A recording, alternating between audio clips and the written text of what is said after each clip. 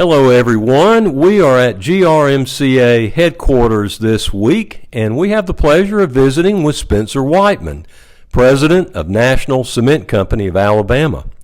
Spencer and I first met soon after I came to Fulton Concrete in 2002.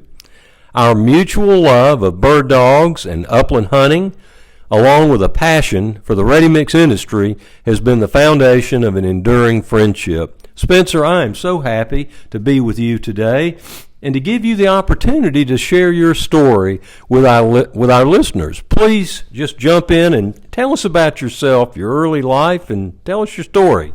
Well, first, thank you for having me. This is a pleasure to be here, and I think these podcasts are, I've listened to most every one of them, and they're really enduring, and I think it's a really great thing you're doing, and I appreciate that. But anyhow, I grew up in South Georgia, right outside of Savannah, Georgia, in a small town called Springfield. And at the time, back in the 50s and 60s, it's 800,000 people. So very, very small town. Ended up, going to local high school there, and ended up, while I was in high school, actually going into the Army National Guard when I was 17. And that was kind of a way for me to help pay for college if I did make it to college. So after getting back from that, I started Georgia Southern, majored in accounting, and anyhow, ended up getting in the concrete business. And it was kind of a weird way. Gary Concrete was building a pre-stress yard in Savannah to build I-16 and I-95 with the beams and girders and piling, and the plant manager that was building the plant hired me as the office manager, and within 2 months he had made me get certified to test beams and calculate all this stuff on the beams for Georgia, and about 6 months later I'm on the yard running the yard. And so I grew up in the business and never practiced accounting. Never did. I mean, but got a love for the concrete industry, and but came through the pre-stressed concrete. The company moved me to Augusta and put me in pipe for 3 years. I moved back to Savannah, back into pre-stress, and about that time, Tom Holton at Sherman hired me and moved me to Birmingham, Alabama, and to run a pre-stress plant for them. Now, what year was that? 81 is when I started in the business in 74, and 81 I went to work for Sherman. And anyhow, ran the pre-stress yard for them, then got into the mobile concrete, and then the ready mix with Sherman. And then Frank Foley hired me to come start a mobile business for him. And went down to Columbus, Georgia, lasted 3 years down there, and decided that wasn't for me, and anyhow left, didn't know what I was going to do, and National Cement called me. And, I interviewed with the owners from France, and Mr. Vica in person. And, they offered me a job they wanted to get in the ready-mix business and get vertically integrated because everybody was doing that. So I went to work for them in 89, and again, to buy ready-mix companies. And I did that for 3 years. And then in 92, Chuck Henry retired as president of National, and Mr. Vica moved me over the concrete and the cement at that time. And 40 years old and president of a cement company, I didn't know what I was doing, but it was interesting, and the Vicas have been really good to me. I mean, they have stood behind me and with me, and didn't run me off when I made some mistakes, and supported me for a long time, and it's been a very good run. I've been with them 35 years now. Wow. Let me back you up for a minute. I'm curious to hear, when you were growing up, when did you really begin your love of hunting and bird dogs? Was that back in your youth? What did you do for fun when you were growing up down there? We lived in the little town, but all my uncles and cousins lived out in the country and had farms. I mean, my grandfather had 3,000 or 4,000 acres of land. It was divided between 8 ways, when he died. But I was 8, 9 years old when I was in the woods hunting with my father. But and I'll never forget this, 12 years old and my 14-year-old cousin, they would let us go quail hunting by ourselves. And we just would go out in the fields and run coveys of quail up. Can you imagine letting 12-year-olds with shotguns strike off into the field? No, not today. Not today. I don't trust my grandboys that much, but either my parents were, my uncle and my dad was crazy, or either they knew better, because they taught us. I mean, they're the ones that taught us to hunt and fish and be in the outdoors. And it was an interesting life growing up, and that's where I got it from. I mean, I just loved to shoot, and my whole family did. My brothers did, my cousins did, and that's what we did on the weekends and after school and whenever we had time. Yes. So, but we didn't. I was probably 12 or 13 before we got a bird dog. Right. And again, they were Brittany's. I mean, so I've had a love for Brittany's my entire life. And it's an interesting life growing up, and again you get into it and how much your parents instill in you. But that was one of the things that I enjoyed. My dad was a World War II veteran, so he was very strict and very he told you one time and one time only. So I guess that's one reason that he trusted us to go hunting and fishing and by ourselves. So good life. Let me ask you, you gave us a very, very quick introduction to VCOT National Cement. Let's back up to that and add a little color to National Cement and the VCOT, and talk more about that, kind of their history in here, and if you could. Well, really, starting with National Cement, it went in business in 1908. Some local people put it together because they had the stone, the coal, and everything, all the raw materials in Raglan, Alabama. And it ran under, I think it was the Atlantic Cement Company's name up until the 40s. They shut down during the Depression. And after it came out of the Depression, that's when National Cement evolved through a different owner. In 1974, the VCA family out of France, which had cement companies, cement plants in France. It was their first acquisition outside of France, and they came and bought Raglan's plant from Meade Corporation, which had got it through a hostile takeover. They wanted the timber and they wanted the cash. What about that? And so interesting. Meade had run it in the ground. I mean, really had not put any money in the cement plant. So the VCAs bought it for a really low price, but then immediately had to put $150 million in to upgrade the plant and get it going. And it was a struggle because what happened was, first acquisition, 1974, they had to bring it up to standards and all this, and the economic crisis hit in the late 70s, early 80s when the interest rate went to 20 and 22%. Right. But the VCAs are fighters. They don't give up. They buy. They don't sell, and they struggle, but they made it through those times. And again, the VCA family itself. I mean, Louis VCA in 1817 built a bridge in France using artificial Portland cement. No kidding. And he invented it or found it and how to do it and whatever. At the same time, Astor in England did it, but he patented it.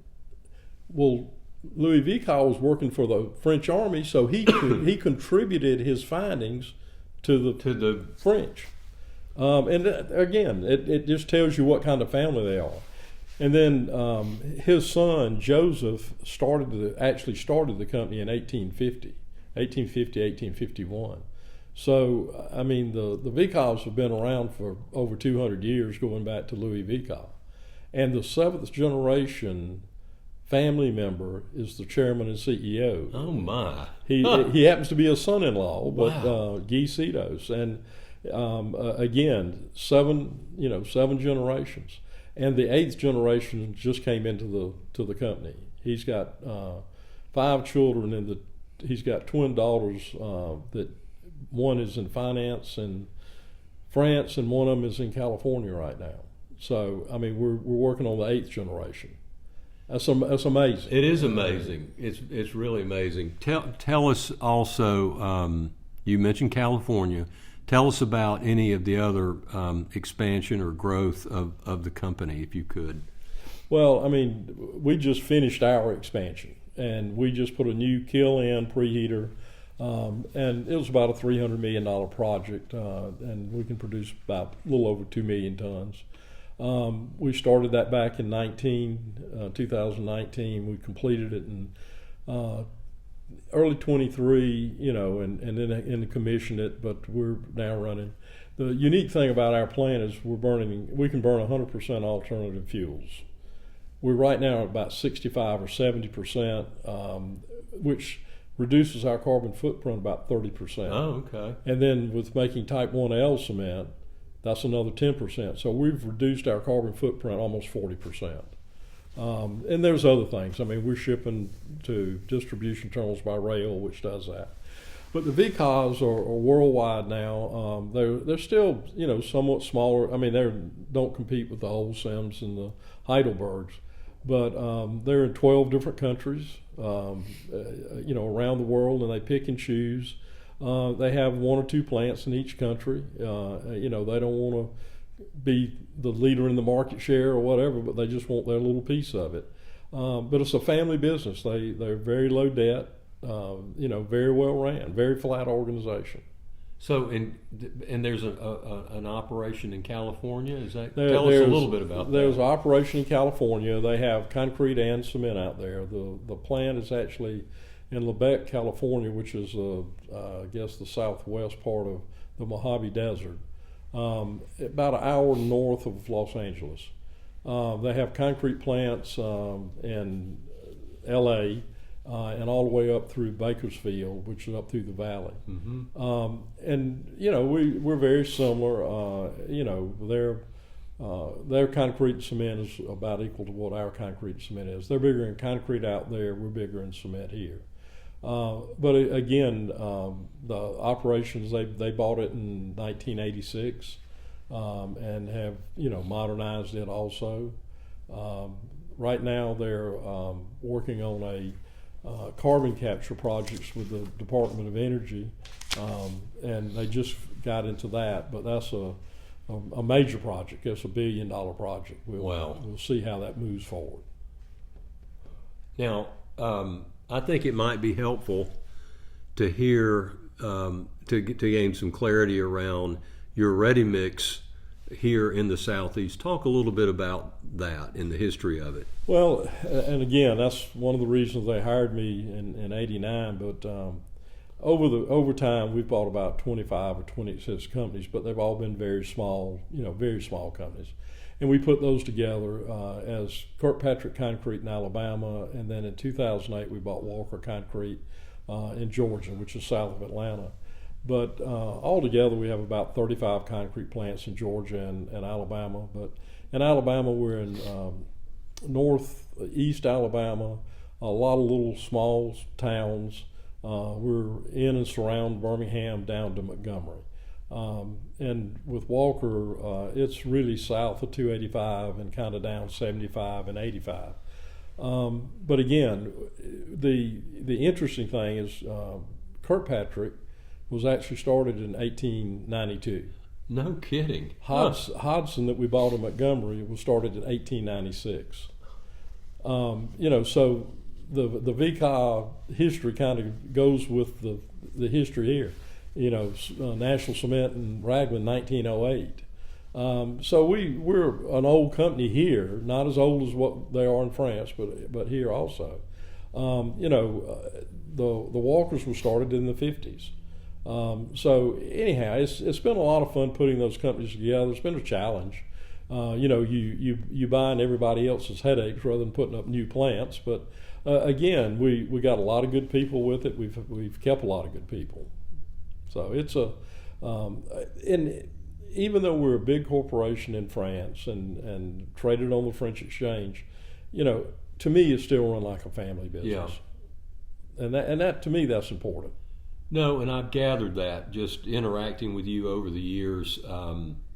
You never come across as a big corporate guy. You come across as a very down-to-earth, approachable, enjoyable executive. And it's obvious to me that it's always been obvious to me from the first time we met that you enjoy this business. You enjoy cement and ready mix. Can you talk a little bit about why you do enjoy it? What are the things about cement and ready mix that give you pleasure? Well, I mean, it's an industry, in my opinion, that you can see what you built. You know, we're part of constructing the future. Whether it's pouring footings on a house or whether it's a high rise, whether it's the cement going into the ready mix to build a nuclear plant. I mean, it's just so diverse.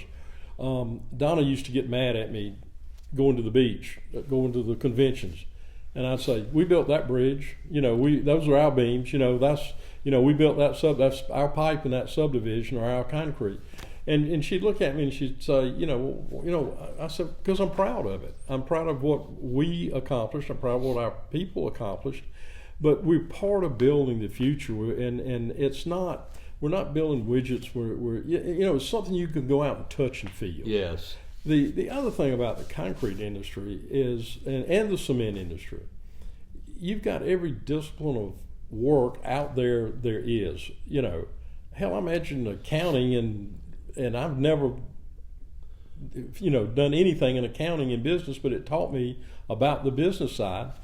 But you got accountants, you got electricians, you got welders, you got computer IT. Yes. You've got all the drivers, all the operators, all the plant operators, and you can go from A to Z within Yes. a career. And that's the reason I think this industry is so good, is because you can climb the ladder if you want to. Yes. And you if you want to, do something different, you have opportunities. There's so many opportunities within our industry. Yes. And that's what I love about it. And again, it's my love for people and what we do and how we do. The younger people coming in, is I'm sure that you and I were the same way when we came into the business. We really didn't know what we were getting into. No. But we learned, and we learned from our mentors, and we learned from the people around us. Sometimes we learn what not to do. Sometimes we learn what to do. But to me, it's a people business. You're dealing with employees, you're dealing with vendors, you're dealing with customers, and that's the fun part. Is the people side of the business. Again, if you want to sell, you can get in sales. If you want to build, it's just the opportunities are unstoppable. I mean, they're just more and more and more there. No, that's very well said, and there's something for everybody in our business. Changing gears just a little bit, what would you say when you consider your customers, in particular your ready mix customers, it's kind of a two-part question. Part of it is, do you what they expect from National Cement? Is it any different today than it was 20 years ago? Have the expectations of customers somehow evolved? So that's my question. Is what I'm interested in getting your perspective on is what you think your ready mix customers are looking to you for, other than obvious stuff. They're looking for what everybody else is looking for. Somebody to serve some a competitive price, a competitive product. If I had to put it in one word, on the ready mix side of the business, what I look for and what I would want to look for if I went back into it is consistency. Yes. You don't have to be have the highest strength or the lowest strength, but you want to be in the middle somewhere, but you want consistency. Yes. And you want to be able to depend on that consistency day in and day out. That way you don't have the surprises, the ups and downs. You're trying to flatten the curves out. then you do need the strength and the quality and the service and the cement business to have the deliveries there when they need to be there, have the product there when it needs to be there, and to support your customer, because he cannot be any better than what he can't get better if we don't get better. Right. And we have to be, we have to give service with reliability, again, quality, consistency. But on the other side of this, and I think this is what has helped National more than anything else, is the relationships. I mean, again, our relationship goes back, over 25 years. Yes. I've got relationships in this industry that go back 50 years. And within our company, our sales team, we've got a lot of tenure there. And usually a salesman don't leave, they retire, and then we get a new salesman. A lot of companies have a philosophy they're going to move people around and all this. We're not a big company, so we don't move people around. But that gives them more time to get people, know people, have that relationship or whatever. And we want our sales force, we want our engineers, we want our, dispatchers, everything, to have that relationship with our customers that they can pick up the phone and call and say, we need help, we need this, we got a problem. It's how we react to those problems, how we help solve our customers' problems. Whether we started the problem or whether somebody else did, we want to help our customer. And that's the service side of it. But it goes back to relationships, and it goes back to people and seeing people face to face. I think that one thing that's changing in this day and time, and I see it in the concrete business, that we're ordering concrete over apps or by over the internet or by email or whatever, and all that's fine and good. And it may make us a little bit more efficient, but let's don't lose sight that we need to look that customer eye to eye. That we need to look our employees eye to eye. We need to look our vendors eye to eye. They're people. And if we lose, and I'm scared in the future we're going to lose the relationship side of the business. Yeah. No, I hear you. And that's certainly, I always like to ask about industry, some of the big industry changes, and you're pointing to one of them. I mean, the whole technology and what's the word I'm looking for? Just lost my train of thought. But just the the email, social media. Right. It's more and more. And something else that social media has done, and again the internet, is everybody wants an answer instantly. And if somebody texts you and you don't answer them within 5 or 10 minutes, they're either calling, what's going on? You okay? Why aren't you responding? And I see that changing big time. There's as far as the technology of the concrete and the cement, things are changing. The carbon footprint and the ecosystem and having the EPDs for the cement and the concrete. That's all coming. That's all new and new technology in the last several years. But it's a good thing. I mean, it's going to be better for the environment. It's going to be more challenging. But we're in that transition period now. All these things we're doing, again, this is going to end up costing us money somewhere to be more environmental friendly, to do the things to meet the goals we've got to meet. So it's good on one hand and it's challenging on the other hand. So, but the concrete business is. Again, you really stop and think. I mean, it's still sand, cement, and water. We put admixture in it, and we do different things with it and make some different mixes. But it's pretty basic, and we hadn't changed in 100 years. So, you mentioned the 1L. That's something we could dive deep into. But if you could take just a few minutes and give us some backdrop for people that are not real familiar with that, kind of a high level, the history of it, and how you have approached it with the new mill or the expansion. Talk a little bit about that. Well, the limestone cement is nothing new in Europe. They've had it for years.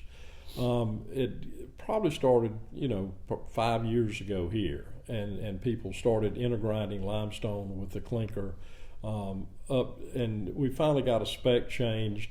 I think we can now go up to 15%.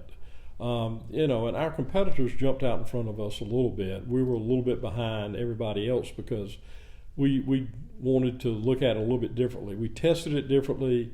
We ran it in our ready mix operations first to make sure that what we were getting was what we thought we were getting, and what we were going to give the customers, what we said we were going to give the customers. So we played with it, probably for a couple of years before we actually put it out.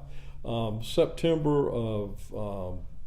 September of 23, we made the transition. But prior to that, we had already made some and let our customers test it, had to give it to the labs to test. So we did a lot of legwork, a lot of groundwork up front. And there were some challenges, but it was widely accepted because we did do a lot of work on the front end. We're putting 10 or 12% limestone in the cement now, and we do it two different ways. We either intergrind the limestone in the ball mill, which we put the limestone in, the clinker in, and it comes out, as cement with limestone. The other thing we do, we got a vertical mill, and we actually grind the clinker in the vertical mill, and then we meter it and blend it after we grind it. I like that process better. Limestone and clinker, to me, grind at a different rate. Limestone's probably a little bit softer than what clinker is. Well, if you grind your limestone separate and your clinker separate, and then you blend them together, to me, we're getting a better product. It was better results from strengths, from water demand, from set times, but it's a better way, in my opinion, to control it. And so we've had very, very good results with that. And again, we seem to be more consistent with that product and being able to control it, the consistency of it. But again, by doing this, we're reducing the carbon footprint again by 10. If we put 10% limestone in and take 10% clinker out, we're dropping our carbon footprint. And to me, that's the big deal. So, is the process in California? Are they 1L, and is it? They are. They intergrind theirs in a ball mill. I don't believe they're at 100%. We're 100% 1L. We don't make any other type of Portland cement except Portland limestone cement. Out there, they're making, I think, probably 50 or 60% 1L. And still some old, the old type 1. So. Now, and you mentioned that the recent project took you from, round numbers, 1 million tons annual tons to 2 million. Yeah. Are you done for now, or do you see? No. We the plant is built for 2 million tons.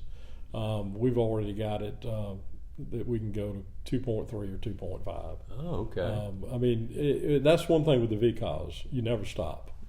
You're always looking down the road, and we have to give plans every year, and we've been asked several times, how can you get from here to here? Or from, how do you get from 1.5 million to 2 million, from 2 million to 2.3 to 2.5?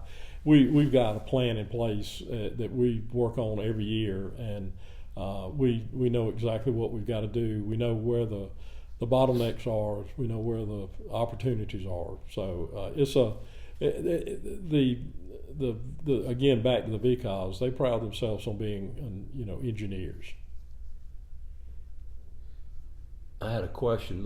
Give me just a moment. I get into this mode where you say something and it generates another question. I know it was. Talk a little bit about, in Georgia we've got one cement mill, correct? Now, that's true. At the moment, we have one mill, right, and it's in Houston County. In Clinchfield, Georgia. So that's our one cement mill. And in Alabama, how many mills? I don't want to put you on the spot. 5. You've got Holcim in Mobile, Heidelberg in Leeds, C-Mix at Clinchfield, Argos at Roberta, and us in Raglan. Roberta, Alabama. Roberta, Alabama. That's Calera. Yeah, Calera. And then you've got, I'm just walking my way around our state, and then you've got Bootsy in Chattanooga. Signal Mountain, Chattanooga. And kind of work your way around in terms of where we're getting our cement. Well, I mean, from the Georgia market, you're getting it mainly from, Bootsy out of Chattanooga. You're getting Argos ships over here from Roberta. We ship here from Raglan. C-Mix from Clinchfield and I think Knoxville maybe. Then you have the South Carolina mills, which Argos, Giant, Wholesale that ship into Georgia from South Carolina, especially in the Savannah and in that area. And then there's some mills in the Panhandle of Florida. You got Argos that's got a plant in the Panhandle. You've got CRH now that has one in the Panhandle, and those plants ship into South Georgia too. So, gotcha. That's good. That's helpful. Changing gears again a little bit. Talk a little bit about people who have really influenced you in your life, and how, what was the influence of them, and how did it affect your leadership style? I guess another way to ask it is, where did your style of management and leadership come from? I guess that's another way to ask it. A lot of different people has touched my life over a lot of years, but it starts with my parents.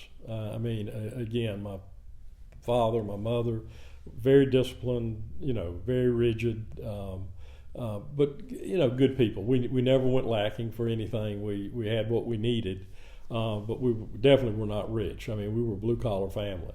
My dad owned a building supply business, and and again, so I've been in and around the building materials business forever. But they, and my father was a stickler, on, giving somebody your word and doing what you say you're going to do, and being reliable and all those type things. So that's where it started. Right. And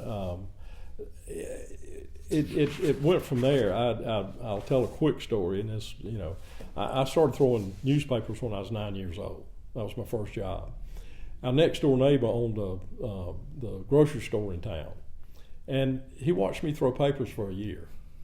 And one afternoon, I'm out in the yard, and he walks over, and he said, his name was Irvin Edwards. He said, "Are you tired of throwing papers yet?" And I said, "Well, no, sir. What do you mean?" And he said, "Well, why don't you come work for me in the grocery store?" And I said, "Well, I don't know. What would I do?" He said, "Well, you'd be a bag boy. You'd stock shelves, this, that, and other." That man watched me for a year before he offered me a job. But I've been working since I was 9. But again, and he instilled.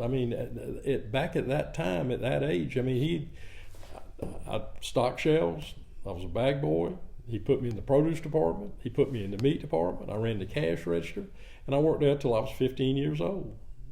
And he taught me all about customers, about business. Right. About thank you, yes sir, no sir, thank you. As my parents did, and again, the respect for people, and again, it's something I learned at a young age. But going through that, I had several families, growing up when I was young through high school. I went to work for an oil producer, a distributor, for a few years in high school. And again, it was, they had service stations and they delivered fuel, and they also had a tractor business, Ford tractors. And I worked in all those businesses. And they entrusted me to do things that yes. a 15 or 16, 17-year-old, we wouldn't think of doing today. Right. So at a young age, I learned all those things. And I'll be honest with you, going to college didn't teach me as much. The Army taught me a lot. I had to get out of bed and I had to do what they told me to do without a question. But, college, you learn a discipline, but you don't learn about business. You don't learn about other things. But then the guy that hired me at Gary Concrete, he was an old construction superintendent, and he was the plant manager, put it together, and he hired me. He knew me growing up, and he knew how to push me, and he knew how to push my buttons. And if I came in and said, well, we need to do so and so, he said, well, go do it. And I said, well, how am I supposed to do it? Figure it out. He was there to support me, but he wasn't going to give me he wasn't going to put a safety net under me. He was going to make me go do it. And then, again, I learned that business. I moved to Augusta. We did the first outfall line with steel in ring concrete pipe, 16 foot long, 72 inches in diameter. Nobody had ever done it before that size. And they put me in charge of that project. Wow. And again, I'm, 26, 28 years old. So a lot of people entrusted me with it. And but again, going to work for Sherman, I met, Tom Holton, Dave Wright, Frank Anderson. It goes on and on and on, and just so many good people in that organization. And they taught me, they gave me the ability to go do things and to make decisions and whatever. And again, Frank Foley, I went down and worked for Frank for 3 years, and Frank is a tough entrepreneur, smart, great businessman, but he and I clashed. We were the same age. It was his business. It wasn't my business. But I think I did him a good job while I was there and all that. But I didn't see a future there with him. And I talked to him about it. So that's when I left, and that's when National hired me. And had some good people through the organization, but I can't say enough about Mr. Vica. Entrusting me with a business at my age, and we had other French engineers here and all this, but again, I was making a lot of decisions at that age. At an early age. And one thing he told me early on, he said, do the right thing for the company, make the best decisions you can for the company, don't ever lie to me. That's pretty simple. Pretty simple. Pretty simple set of rules, and isn't it? and it's worked, and it's been, it's been good. I think that it worked for me, but that's how I developed my management style is through all those, and I think I was taught, to work hard, to work harder than anybody else, to be truthful, to be transparent, to be respectful, to be humble. Those traits were just the way I was raised. Well, you've got me thinking, because there are a lot of similarities in your story to my story with respect to being entrusted. And this is a spontaneous thought. I've not even, this is interesting because we were talking earlier about, can you imagine letting your 12-year-old grandson and some of his buddies go off with shotguns and hunt, and you and I both looked at each other and said, no way, but we did. Wonder what's changed. I guess that's what I'm getting at. I think it's so powerful when someone entrusts you. That's the term you kept using over and over again. You were entrusted. You were entrusted with this assignment. You were entrusted with that assignment at an early age, at a young age. Do we still do that today with young people? If not, I wonder what do you think about that? Well, I think, I think things have changed, and I'm going to give you a take on something just from us hiring people around our ready-mix plants and around our cement mill. 20 years ago, there were a lot of small farms everywhere, and we went after those kids coming off the farm if we could get them. They knew how to drive a tractor, they knew how to drive a pickup, they knew how to change a tire. If they got in a ditch, they knew how to get it out. They were taught common sense. Yeah. And they were taught responsibility, and they were taught hard work. Well, what's happened this day and time, all those small farms are going away because the farmers are selling them for land to build tract homes on, because the land's more valuable than the small farm is. So what's happened is we're losing that upbringing, and we're losing those people that I say had common sense. And I'm going to give you a comparison. I got 3 grandsons, 19, 11, and 8, 9 now. They're city boys. They were raised in Homewood, Alabama. I take them, I try to carry them hunting, try to carry them fishing, I try to do things with them, but they're city boys.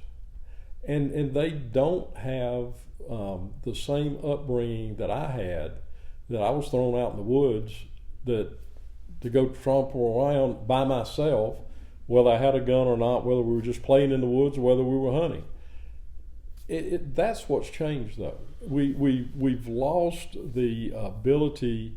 My kids growing up, I mean, my son and daughters, they went to their grandparents. They went to the farms in South Carolina to their uncles and aunts.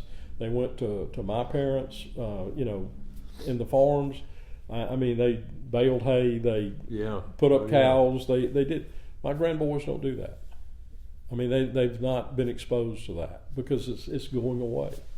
So I think we're getting, and the other thing is technology, the cell phones, the iPads.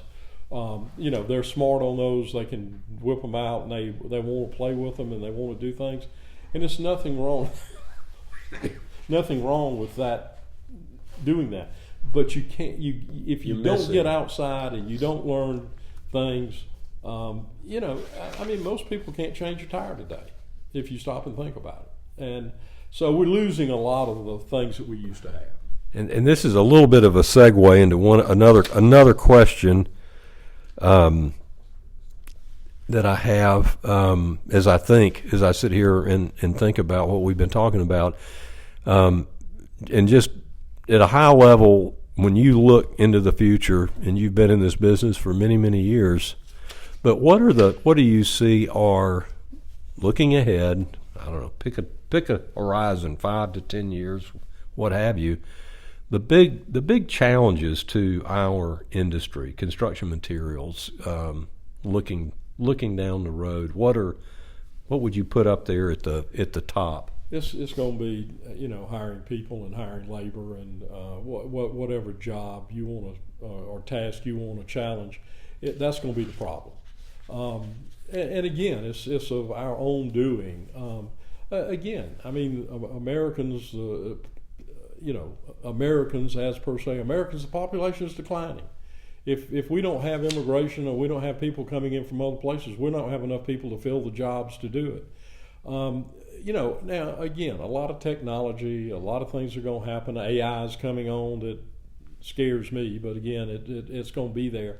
And there's a lot of jobs that technology can take care of. Robotics, AI, all these things. You can automate, you can do different things in plants. We still got to have people. We got to have people to deliver the product. We got to have drivers. We got to have people to operate the equipment in the quarries. We got to have people to run the ready-mix plants. We've got to have people to dispatch the trucks. So I think what I see in the future, and the biggest challenge is going to be getting the people and getting qualified, good people. And I think what we're going to have to do is grow them ourselves. Yes. We're going to have to bring them into the company. We're going to have to train them. We're going to have to educate them. And we're going to have to take care of them to get them to a level that they can be, an investment in the company and start producing. Where in 20 years ago, if I needed somebody, you needed somebody, we just went and hired them. That pool is gone. It's gone. And the other thing is, and a lot of, again, I put this back on college and education, but the colleges are teaching the kids in school today not what industry needs. They're teaching them what they think the kids need, and they're giving them advice. They're not teaching them the subject. They're giving them advice, and which is they can do it if they want to. But again, you need to go sit in an ivory tower, and you need to be on the 30th floor, and you need to make X number of dollars when you come out of school, and you need to do this. Well, I mean, that's not industry. I mean, that's pushing people away from us. Right. And saying that everybody needs to be in the investment banking or in insurance or this, or technology. But they, again, industry is going to have to do it themselves. We're going to have to grow our own. We're going to have to take care of our own. And we're going to have to, create our own employees. That makes perfect sense. And honestly, that's what we're seeing. As I come back the last couple of years into the industry, I'm seeing that, more and more of that. Last question, and you've kind of alluded to this through our visit, but the advice and counsel you would give someone, young or old for that matter, but someone coming into our business, new to this business, what advice would you give them? Well, first, I mean, if we can get them in, I think that they need to look around and see what the opportunities really are. Everybody looks at the ready-mix business, the cement industry, the aggregate industry, as we're dirty industry, you can't make a living there, you're never going anywhere. There's so many opportunities in our industry that people don't even know about. Part of our problem is we're not good at promoting ourselves and explaining what's out there. And what you end up with is, Google or Amazon hiring the top 100 engineers out of Georgia Tech because they're over there promoting it. We don't do a good job of promoting ourselves and explaining ourselves. But I think if I had to tell the kids, if we got one in the industry, you've got vast opportunities here. You got many directions you can go in.